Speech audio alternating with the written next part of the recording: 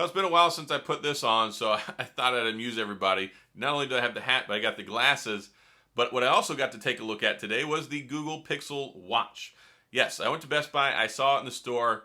There are some things that really irk me about this whole thing. One, the fact that Google has an embargo on this, but they already handed stuff out to reviewers and let them make videos showing them, but not being able to turn them on or to show off any of the features or any of the software stuff.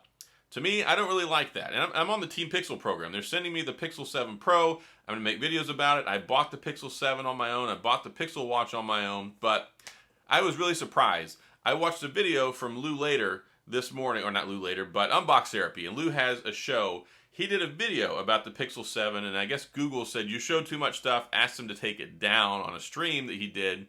So he came back and basically told everyone why it got pulled down, what happened, and then kind of did another recap today.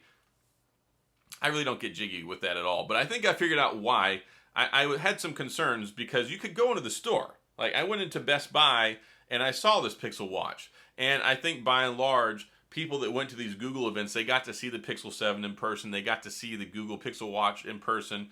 I think they're basically just running kind of that demo software. You know, when you go in and it's like, oh, hi, you've got a meeting with Carl at 10 o'clock on Monday, you got a squash tournament at 3 o'clock, just that stuff. So you can't really dive into the apples and oranges of things, but for people who have the device already, if you fire it up, well, it's not in that configuration, it's a normal phone, you could go in.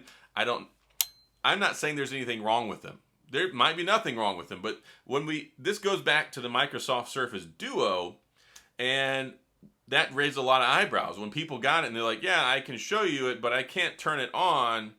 Like, I really just don't get jiggy with that. And then once it came out, we found out why. Because it had a whole bunch of software problems. Software was janky AF. Like, it was terrible. It sucked. So when you look at this, I'm not saying that the same thing is going to happen, but it just really raises a lot of suspicion and eyebrows, and you go, okay, so you can take it out of the box and you can show me, but yeah, you can't actually let me see what goes on the device. So anyway, I saw the Pixel Watch. I actually like it.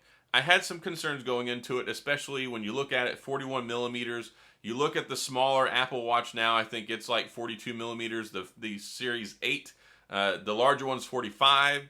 And then the Samsung Galaxy Watch is 45, I believe. And then the Apple Watch Ultra is 49, which it's a big boy. It's a big watch. I've been wearing it. I kind of like it.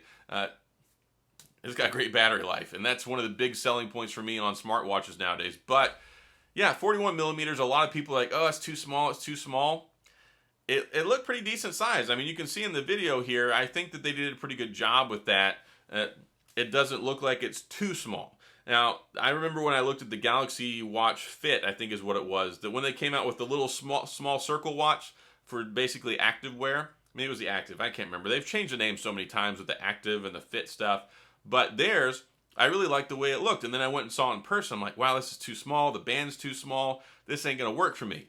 So I was a little worried when I saw in the video, they talked about it 41 millimeter. I'm like, we'll see how it goes. So I think that's probably going to be all right.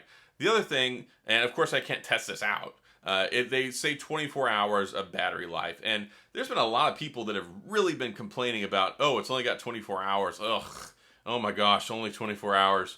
Now, I don't really want a smartwatch that only lasts 24 hours. Google, Apple, or anybody. That's why I never really wear my Apple Watch Series 7. I gave it to my son. It sat on my dresser for forever. I barely got over a day out of it. And when you've got things like sleep tracking and all that other stuff, heart rate monitoring, you want to monitor your activity and stuff, yeah, you want something that lasts at least an entire day and a little into the next day so that way you can at least charge it. I don't like the idea of let me wear this 2/3 of the day, then take it off, charge it for an hour, put it back on, go to sleep, put it back on the charger in the morning. I don't like that. So, but to put it in perspective, Apple advertises 18-hour all-day battery for their Apple Watch Series 8 and Series 7. 18-hour all-day battery. Yes, there's a mathematical equation there. We're missing 6 hours of the day. It doesn't give you 24 hours. Now, the watch does last 24 hours. It lasts about 30, 36 hours for me, usually in practice, but they're guaranteeing you 18-hour all-day performance with everything turned on.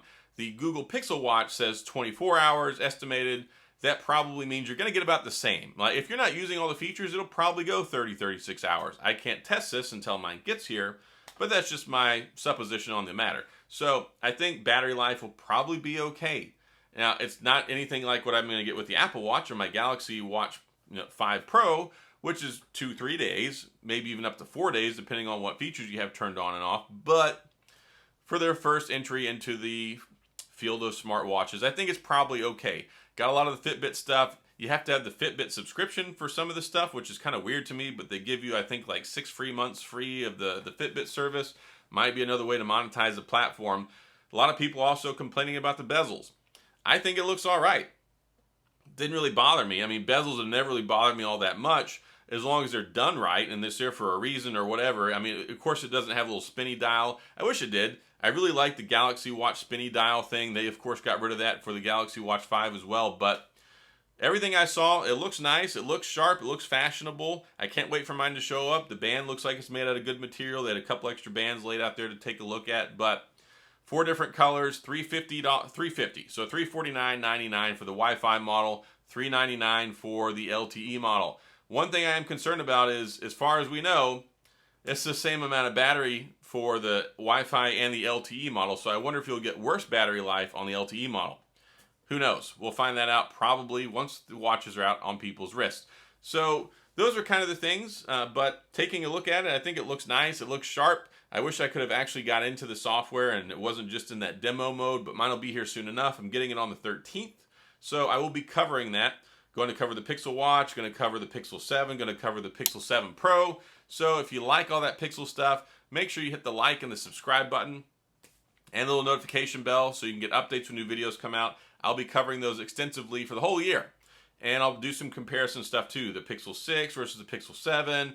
And then also, I know a lot of people have been like, look, I want to see the Apple Watch Ultra, the Pixel Watch, and the Samsung Galaxy Watch 5 or Watch 5 Pro in the same video. Like a three-headed beast war against Godzilla, just have all 3 of them lined up together. So yeah, I'm going to do that. I know there's not a lot of virtue in that. I mean, you're not really comparing, not really even in the same market when you look at the Pixel Watch and the Apple Watch Series 8 or whatever, but especially not the Apple Watch Ultra. However, I think there is some merit to put all 3 of them in the same video so people can kind of look and see what's out there in the market, how they stack up, how advanced is the Apple Watch, how behind, and just as an illustration. I mean, the Pixel Watch is a little behind. It doesn't have everything like some of the other watches do, but it's still very good. And I think there's enough there that people will probably be pretty happy with it. I think for the first foray into the smartwatch endeavor, I think the price is okay. I think the smarter bet would have been $299 and $349 instead of $349 and $399.